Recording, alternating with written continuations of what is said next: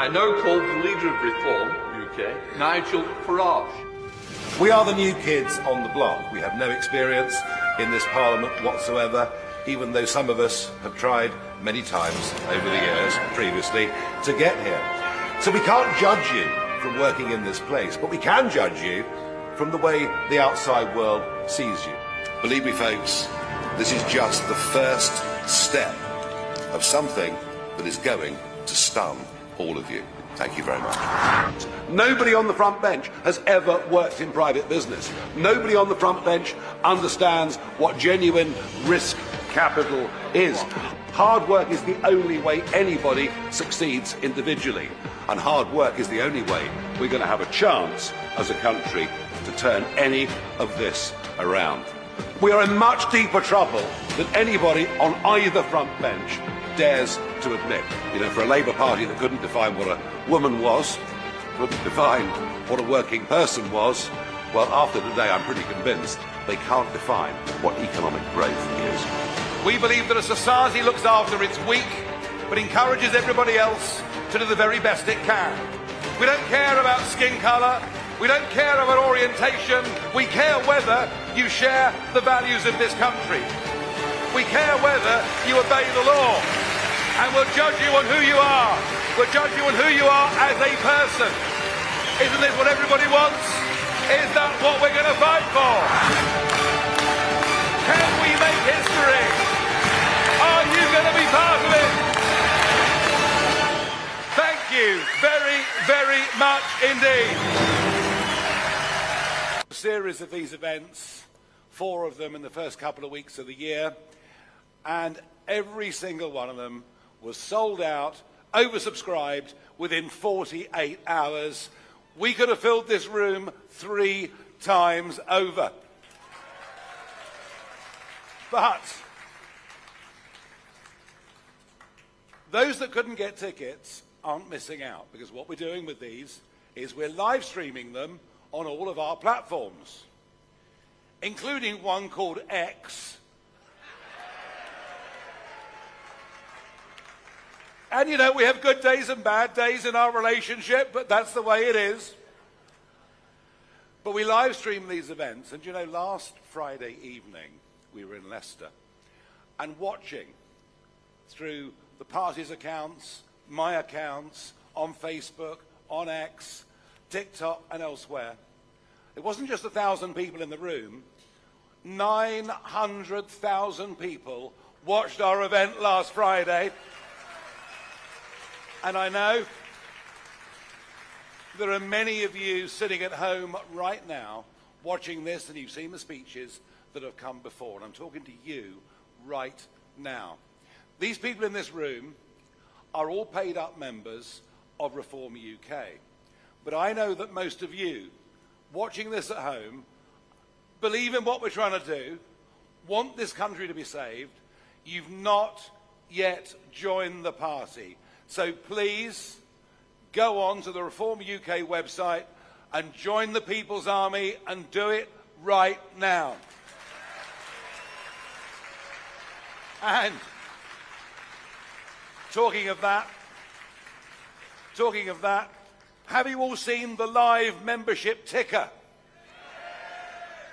And hey, we're through 179,000 and we're going strong. And I tell you what, there's real momentum, there's real buzz, there's real energy. This party is going places. Westminster doesn't know what is going to hit it, believe me. Now, I called these meetings with a very specific purpose. We're in Surrey and here in this county and next door in Kent and just down the road in East and West Sussex and elsewhere. On the 1st of May this year, there were the county council elections.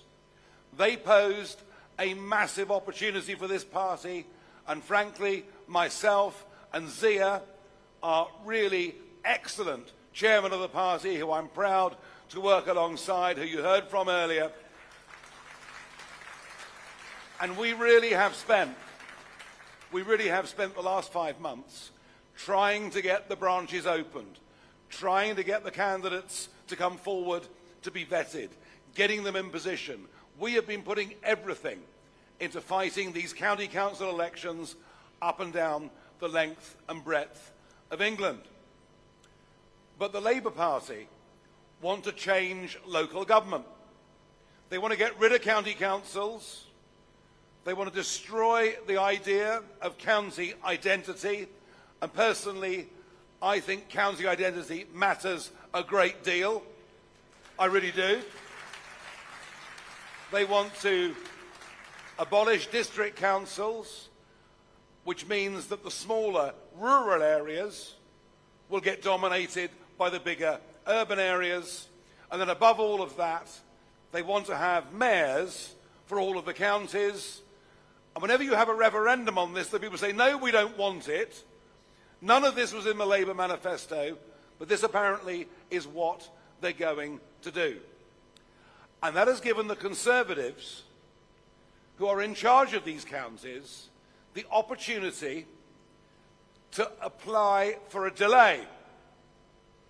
And would you believe that Kent and Surrey and East Sussex and West Sussex, all the counties in this area, a total of 14 county councils and 2 other councils, have applied to the government to have their elections delayed. And I called this meeting to get people here, to get us ready and organised for May the 1st. I thought only dictators cancelled elections. And yet what we see, frankly, from the Conservatives, they know that reform are coming for them. What they have done today is an act of political cowardice. It is denying people their democratic rights, and frankly, I'm angry. I think the whole thing is a complete and utter disgrace. I really do.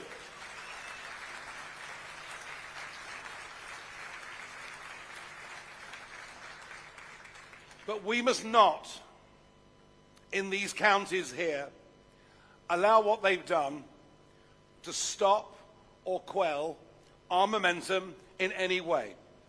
We've got to go on building branches. We've got to go on getting candidates out in the field.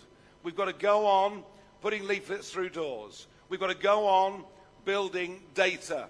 We've got to go on being engaged and involved in local issues and with local media. Do you know something?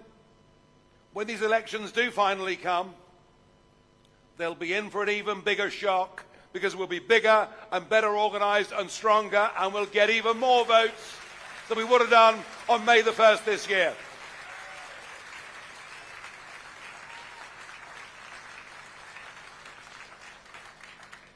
So we will not let them stop us in any way at all. I came back into politics on the 3rd of June this year, having had a short time out. I'd spent over 20 years in the European Parliament. I'd kind of set my life on getting us out of the European Union and getting back the independence and self-governance of this country. Everybody told me that it was impossible. Everybody told me that I was wasting my time. People thought I might be drinking too much. I don't know. But you know what? Through sheer guts and persistence, and through the backing of thousands of activists, we achieved that goal in 2020, and we did get back control of our country.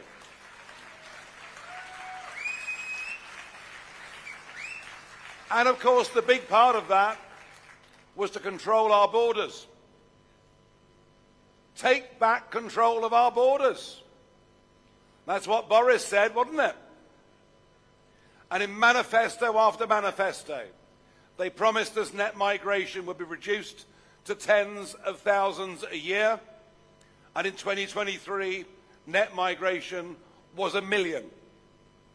I came back into politics because I felt every promise that had been made on the back of that referendum and on the back of that massive 80-seat majority, which in many ways I helped them get, had been betrayed at a level that, frankly, the Conservative Party should never, ever be forgiven for. Never.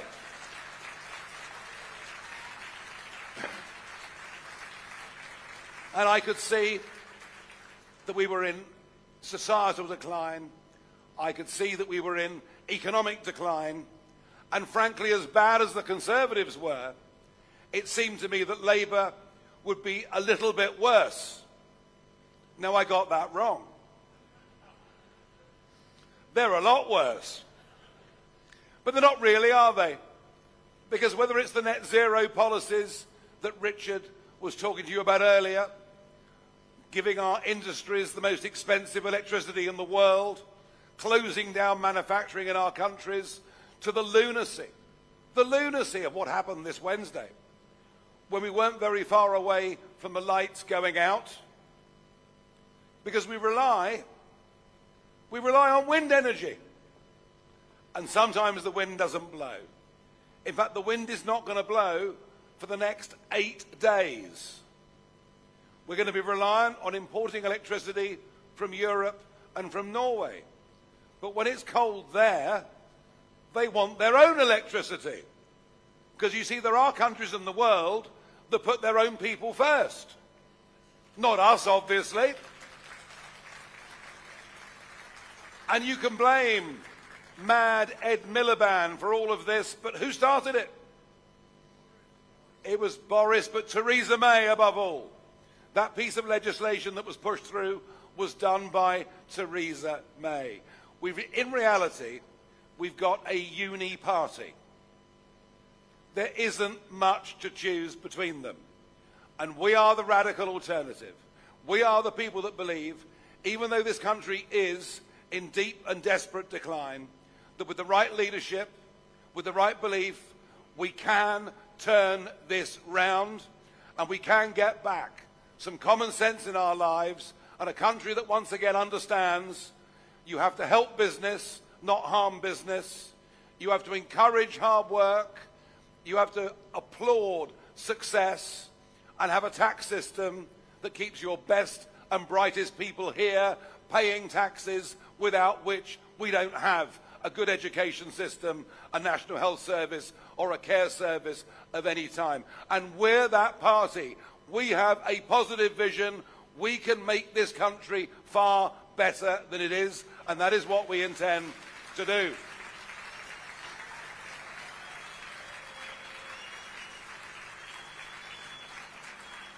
But it's going to need a superhuman effort on behalf of all of us. And on that point of societal decline, we used to call them grooming gangs, but that term is too mild, isn't it? These are mass rape gangs.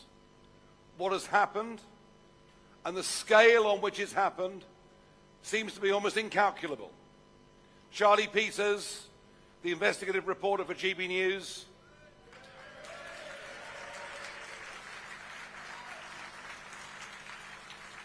oh, I'm pleased you like it. I tend to pop up on there occasionally. But Charlie now says he has documented evidence that that mass rape has happened in at least 50 towns. And there's nothing new about it. It's been going on for decades. But because of the two-tier approach that we take in Britain, two-tier policing, two-tier justice, we treat some communities very differently to other communities. Better, it would seem, that poor young white girls suffer rather than expose the truth and offend a group, mercifully a small percentage, but a group of Pakistani males. That is what's happened. That is why social services turned a blind eye, why the police didn't prosecute. Who knows? Maybe this even goes as high as the Director of Public Prosecutions in his early days? I don't know. It also seems to me that the motivations for much of what happened were purely racist motivations. They keep calling us racist, but it looks like the truth is the boot was on the other foot. But we can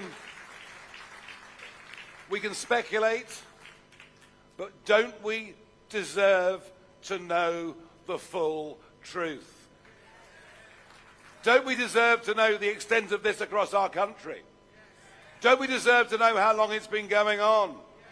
Don't we deserve to know how many of those young women have been abused? And don't we deserve, just as importantly, to find out who the guilty men and women are that perpetrated a cover-up for what I think is one of the greatest evils that has ever happened in our country?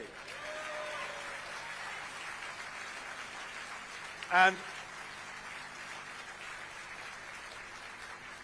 Keir Starmer apparently doesn't want to have an inquiry. He says we've had one already. It's called the Jay Inquiry. It is 459 pages long. It barely touches on grooming gangs and mentions Rotherham just once. It's a whitewash as far as this is concerned. We know that 76% of the population want this inquiry and want the truth. And if Starmer won't do it, and I'll give him to the end of the month, if Starmer won't do it, I will raise the money and we will hold that full public inquiry. We will do it. We will do it. We will do it. The people deserve to know the truth.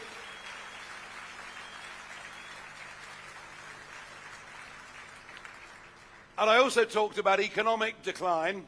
Well, we're getting poorer. Funny thing, isn't it?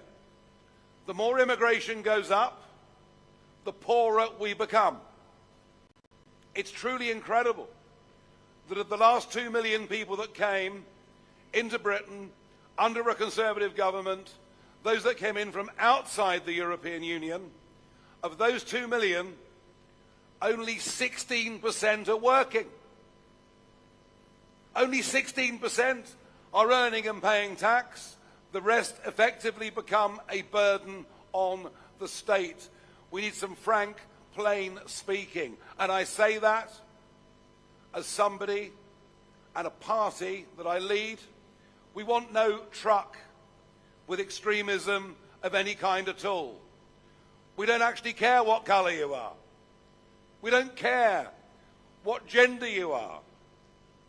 We don't care what your sexual preferences are. In fact, we'd rather not know what they are.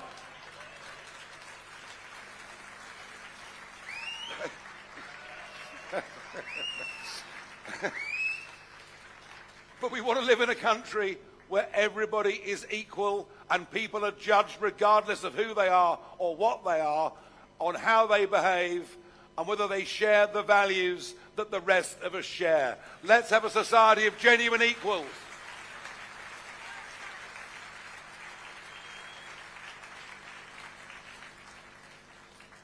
Now, I've got to tell you, I've never been particularly impressed by Rachel Reeves.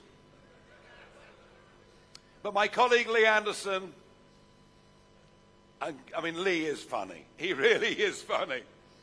It was Lee in PMQs after it was revealed that far from being some senior economist at the Bank of England, that Rachel has spent most of her time in personnel or whatever it may be. And Lee called her Rachel from accounts.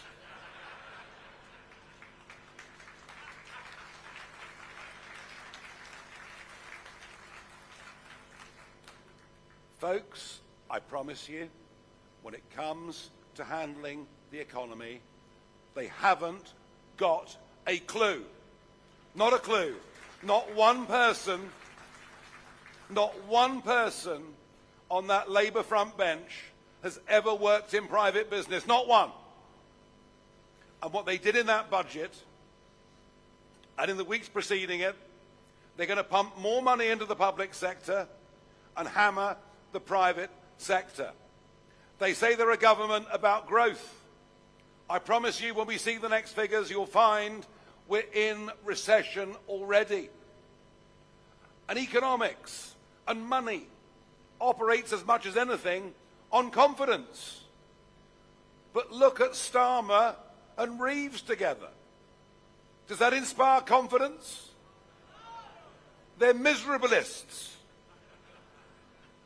He even gave a speech, didn't he, Starmer, saying things can only get worse. Well, were you in charge? I agree with you. And the bond markets have woken up to this. Sterling is falling. We haven't quite yet reached the sort of panic that we had under Liz Truss. But Reeves is off in China at the moment, basically saying, please buy our bonds. And the next stop, who knows, those of grayer hairs will remember, it could even be the International Monetary Fund. We do not encourage small business. We do not encourage enterprise. We do not tell young people the right things about work, about life, about money. We need a complete change of culture in this country. We need to tell young people that actually the only way you succeed in life is, frankly, through damned hard work. Let's start telling people that. Let's stop knocking success. Let's stop looking down or trying to punish those that make money. That is how the world goes around. And I genuinely think that one thing that reform can bring is a mixture of people from all walks of life, but we will have in our top team people who have succeeded in setting up their own businesses, being entrepreneurs, taking risks, creating jobs, making money, paying taxes. And that's what we got to do to be a successful country, have the right economic leadership. And yes, let's bring back a bit of confidence. Now, it is the young that I'm going to go on talking about tonight, because I'm appalled at what they're being taught at school. I'm appalled they're being taught to be ashamed of this country, of its history, even of its great national figures. I'm sick of the poisoning of the minds of young people. But something remarkable is happening amongst the 16 to 30-year-olds. They're not talking in the same way as the millennials about work-life balance and what can the state do for me. I see a lot of young people who've got ambition, a lot of young people who are well turned out, a lot of young people who are rejecting the nonsense and the wokeism they're being taught at school, which is a good thing, and I'm thrilled. And talking of wokeism, God, I've enjoyed this. That Jaguar advert. Unbelievable.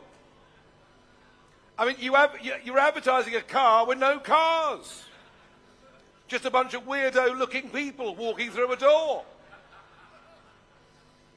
And I saw this, and I put out across all the socials, you know, I put out some comments saying, I've never seen such a load of nonsense in all my life, and I hope their sales go down. Well, the chief executive of Jaguar hit back, very angry at me, and said that I was not Jaguar's target audience.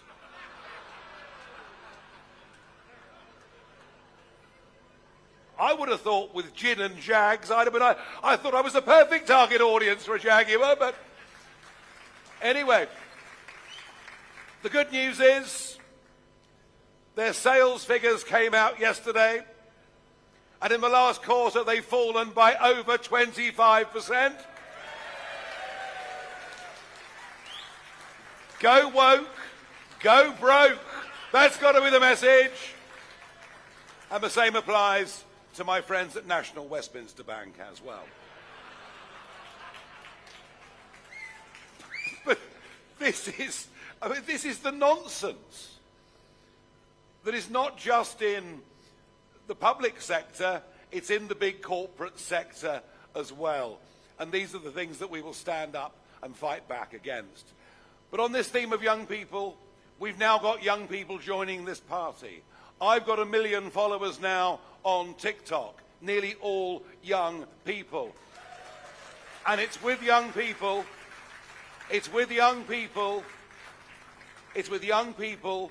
and, you know, the People's Army, you can all do your bit.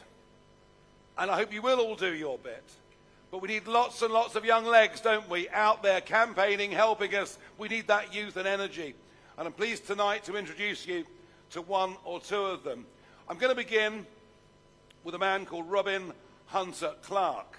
He was, a few years ago, the youngest councillor in the country.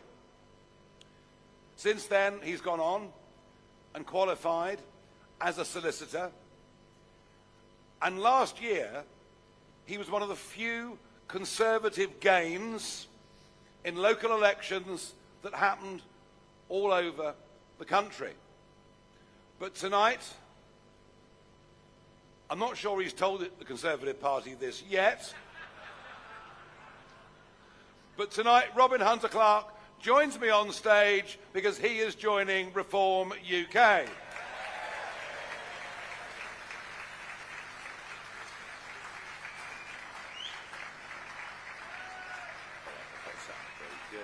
Stuart.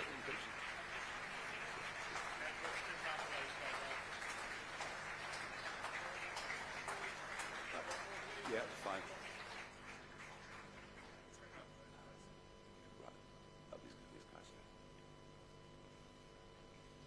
Right, over to you. Well, thank you, everybody. Thank you, Nigel. And Happy New Year to you all. What a year it's going to be, hey?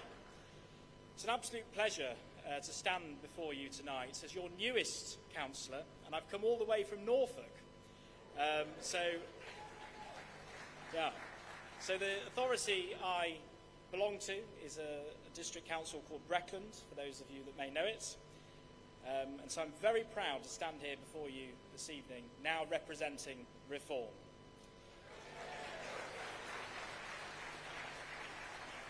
Deciding to make this move was not an easy one. Life's big decisions rarely are. But in truth, this one was simpler than most. I've given the Conservative Party every opportunity to prove it could change, to rediscover a sense of purpose, integrity, and moral direction. Time and time again, I hoped it would rise to that challenge. And yet every step of the way, both the party and many of its senior members have profoundly let me down and let us down.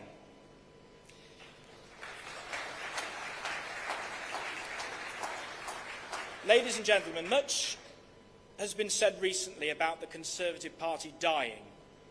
I'm here to report to you tonight that it is now dead.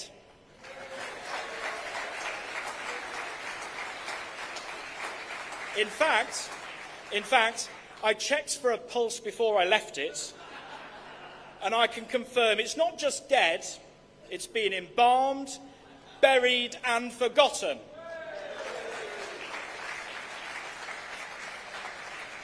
Now, yesterday I was at Norfolk County Council, and I witnessed something truly shocking, and it's happened in other counties as well, this one here too, where both the Labour Party and the Conservative Party voted to cancel the upcoming county council election. Why, you may ask? Because they know that if we had an election, Reform would win it, and win it convincingly. They're cowards, the lot of them. I told them so yesterday, and that's why I stand here today. But if we've reached the point where elections are cancelled, as Nigel has just said, simply because those in power fear losing, then democracy really is under threat in this country. We must ask ourselves, what is the role of a political party in a democracy? It's to serve the people, to represent their hopes and concerns and to stand up for their future.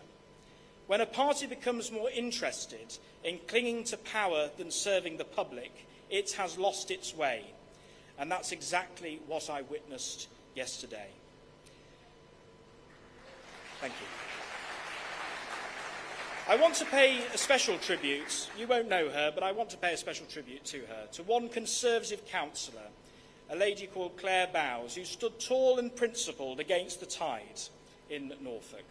Her courage is admirable, and I hope in time she and others like her will join us. Because make no mistake, there are many decent, hard-working Conservatives who see the writing on the wall. Reform is the future, and I want to give them the confidence to join us in delivering it.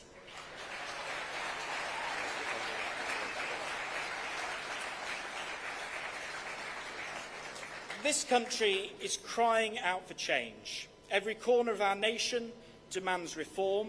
Our economy, our public services, our health system, every institution that has been neglected for far too long. Let's take our NHS as just one example.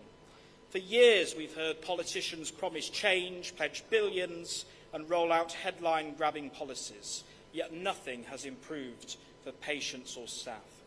Reform means tackling the root causes of inefficiency and waste. It means empowering local leaders and frontline workers instead of piling on bureaucracy.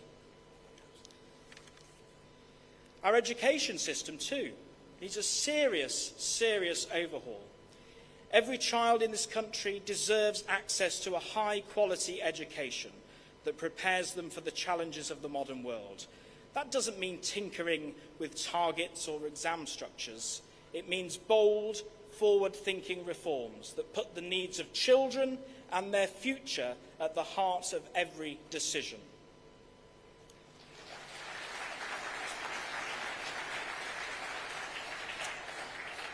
And let's not forget the urgent need to address the state of our economy. The small businesses that form the backbone of our communities are being crushed under the weight of taxes and regulations. Reform is about unleashing the potential of every entrepreneur, every worker, and every industry to create prosperity for all.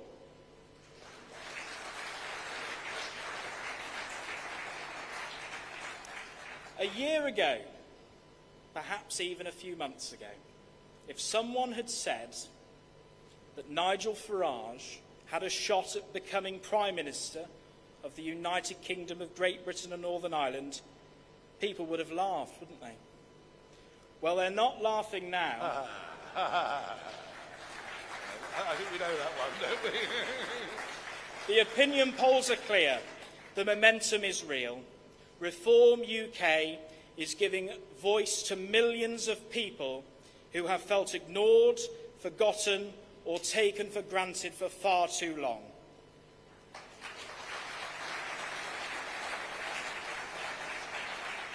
But let me be clear, this isn't just about winning elections. It's about restoring trust in politics. It's about showing people that government can be honest, transparent and accountable.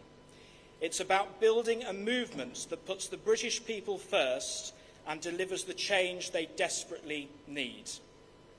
Ladies and gentlemen, I'm honoured to be here tonight, standing alongside all of you. Together we have a chance to shape the future of this great nation.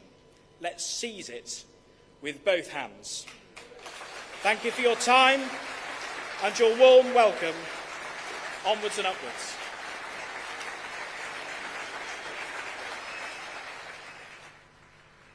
Thank you, Robin. Now, sticking with the youth theme, but coming closer to home, we are in Elmbridge. And the youngest councillor on Elmbridge Councillor, who was in his time, believe it or not, the youngest councillor in the country, is Harrison Allman Varty. And Harrison, come up here. I think you actually were elected, weren't you? The count happened in this hall. So Harrison, serving Conservative councillor for this district, but that might be about to change, mightn't it? Let us know.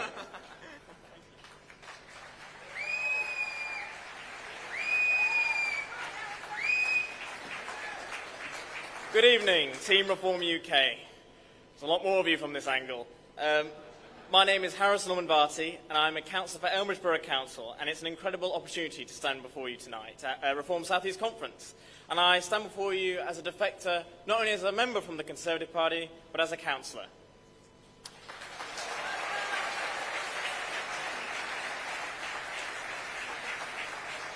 First of all, I'd like to take a moment to thank my new partner in politics, Richard Hunt, whose belief in our cause is the reason why I'm stood here today, and to my political hero, Nigel Farage.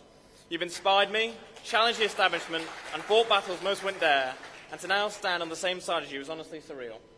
And if I may, just to take a moment to talk about Nigel. Look around you. There's only one man responsible for all of this. And can you name any other politician in this country who could inspire such energy, such passion, and such unwavering enthusiasm? A sold-out event filled to the brim in less than 48 hours, and that doesn't just happen by chance. It happens because we have a leader who speaks directly to the people, who defies the odds, and who fights battles that most would shy away from. Nigel Farage isn't just a leader, he's a movement, and there is no greater political figure in this country today, and we and his members are forever indebted to him.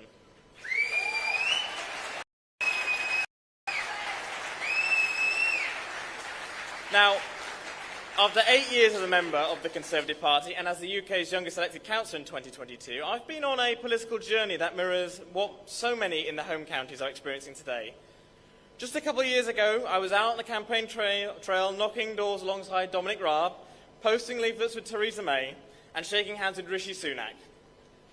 Like so many others, I was loyal to the Conservatives, not out of blind allegiance, but because I believed that they were the only party that represented the values of hard work, enterprise, and tradition. But over time, I saw firsthand the cracks forming, their inability to deliver on promises, the lack of vision, and the repeated betrayals of the people they claim to serve. And the truth is, many voters in the home counties have felt politically homeless for years. They've watched as the Conservative Party has drifted further from their values, leaving them frustrated and disillusioned. But now, Reform UK is giving them something that they've been craving for too long, a real alternative. And in areas like this, we respect people who achieve things, those who work hard, take risks, and build success. Figures like Richard Tice, Zia Youssef, and Nick Candy embody the values that resonate so deeply here. And Reform UK understands what the Conservatives have forgotten, that leadership isn't about empty slogans, it's about action. And Reform UK has proven that we're not just an alternative, we're the choice for those who refuse to settle for anything less than better.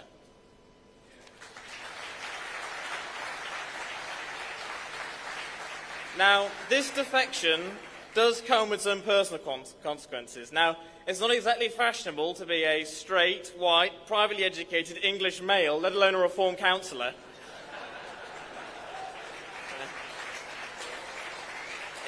One application, I had to fill out the other day, even asked if I'd undergone gender reassignment surgery. But here's the thing, it doesn't matter anymore. Why? Because Reform UK is no longer a party of the fringe. We are the future. We're the mainstream, the tide has turned, and people are finally waking up to the fact that politics as usual is no longer working.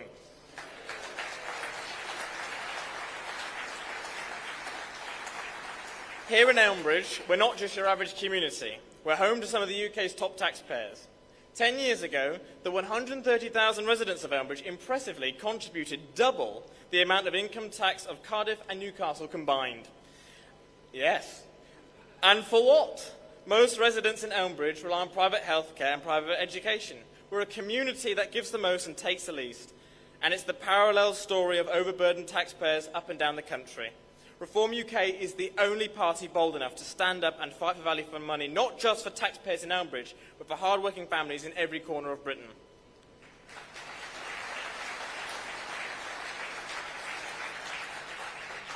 The harm to small business has been devastating, and the Conservatives call themselves the party of enterprise, but their actions tell a very different story. By freezing income tax brackets, hiking corporation tax, and failing to deliver Brexit properly, they've suffocated the very entrepreneurs they claim to champion. Instead of unleashing Britain's entrepreneurial spirit, they've stifled it. The South East, the powerhouse of capitalist initiative, is the only area, along with London, that contribute more to the exchequer than they take out. Yet instead of celebrating this, instead of empowering those who drive our economy, government punishes them. For it's the visionaries, the innovators, the dreamers who drive this country forward. It's the risk takers that haul the gracious return, not only for their own gain, but for the betterment of the entire nation. The people who don't just build businesses, but build Britain itself.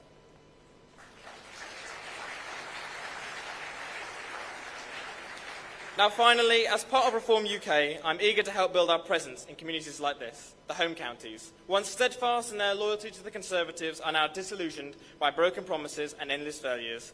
Reform UK offers these voters a fresh start, an opportunity to be the voice of reason, the voice of action, and above all, the voice of hope.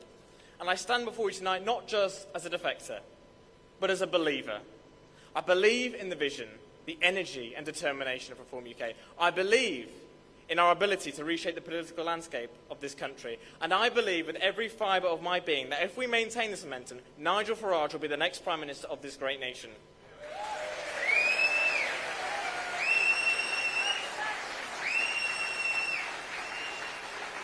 Together, we can reshape the political landscape of this country. We can turn disillusionment into determination, frustration into action, and hope into reality. And finally, remind people that there is an alternative, proving to the nation that Reform UK isn't just the party of the future, it's the party of right now. Thank you very much.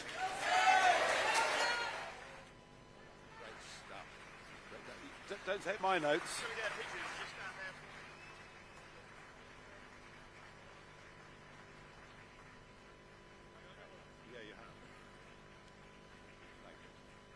Thank you very much indeed. We got lots of great young people.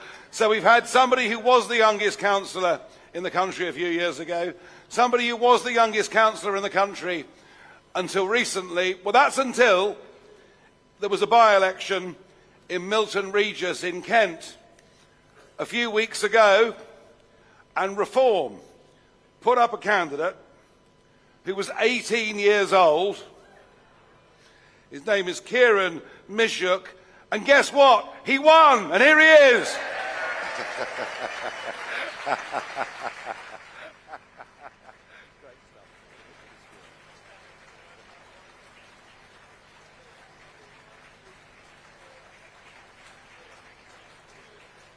So there we are. He's the youngest councillor in Britain. He's 18 years old. He's won a by-election for us. Give him a big hand. Thank you, everyone. Now, it was 3 weeks ago today that I found out that I get the honour and the privilege to represent Milton Regis as Reform UK's new councillor.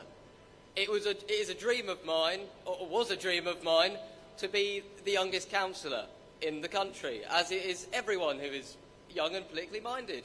And my God, I've done it.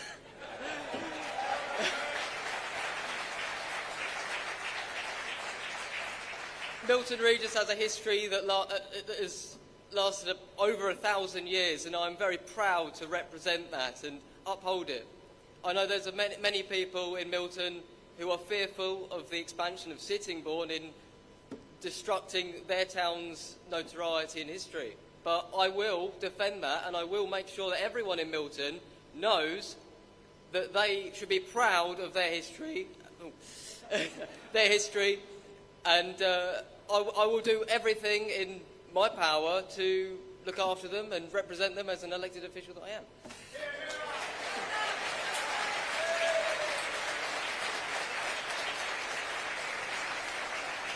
I will apologise for any little slip-ups. I was only noted 2 hours ago that I'll be speaking here, so I haven't really prepared anything.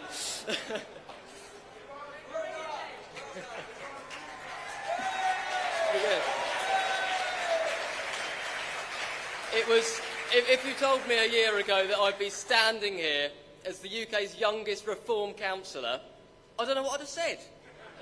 Because a year ago, I was a timid little boy at school being told that my views weren't right. And it was in March last year when I heard Richard Tice speak that inspired me. his conviction in what he said, it really hit me hard. I knew that reform was the future.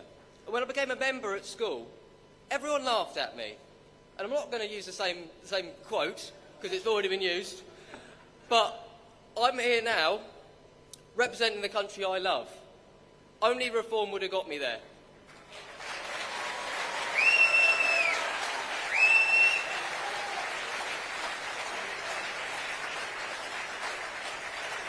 And I say to anyone who's thinking of standing or thinks I have it in them, anyone who loves this country, stand for reform, help with reform, because you'll meet the best people you could ever meet. I've only been involved with the party for 3 months, and I'm a councillor. It's amazing. This journey is incredible, and I've met some of the most amazing people in my life. Jess Valentine, the hardest working man I've ever met. Ryan, he speaks for England, but by God, he's amazing. Max, I wouldn't have been able to do it without him. Simon and Ian at home, my family and my friends, they've all motivated me. Because, like I said a year ago, I would not be able to do this. But my country needs me. We all need to work together to save the United Kingdom.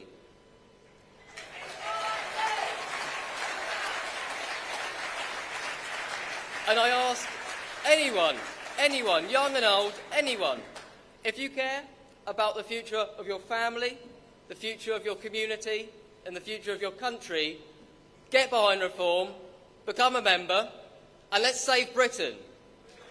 Thank you. Well done. I didn't give you any notice at all, really.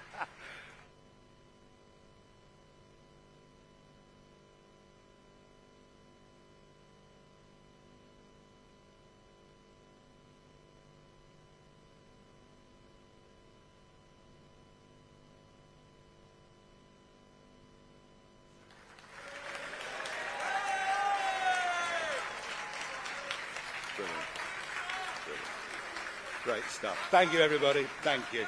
Thank you. Thank you. Well, there you are. We're a party of optimism. We're a party of belief. And as you can quite clearly see from those 3 young men, we are a party of the future of British politics. And things are about to change. We're going to see the biggest change we've seen in politics for 100 years. The biggest change in British politics since the end of the First World War and the Liberals disappeared and Labour came in. Something remarkable is happening. Thank you for all coming along this evening. I'm sorry for those that didn't get tickets but watched us on the live stream. For those still watching, join. I'm sorry it's been so cold in here, but the racecourse lost their winter fuel allowance.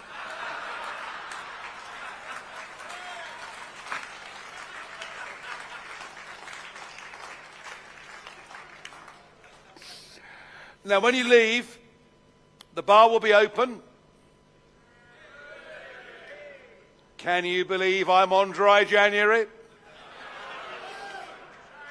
Why does no one believe me?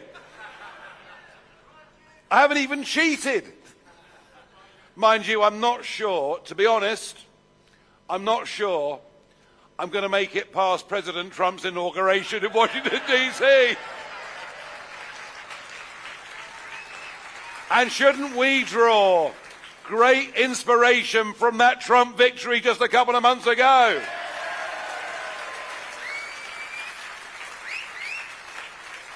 People thought he was down and out, but he just fought on bravely, stood for the right things and won. And this won't be easy. You know, we got to level in the polls yesterday with Labour, well ahead of the Conservatives. The establishment are not going to come out with a tray of drinks. This won't be easy. We'll come under sustained attack. I know what it's going to be like. I've sort of been there before. But have faith in us. Believe in us. Don't trust everything that's written in the newspapers about us. And know what we're fighting for.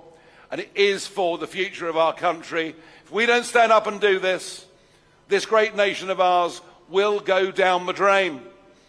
You all know that. That's where we're headed.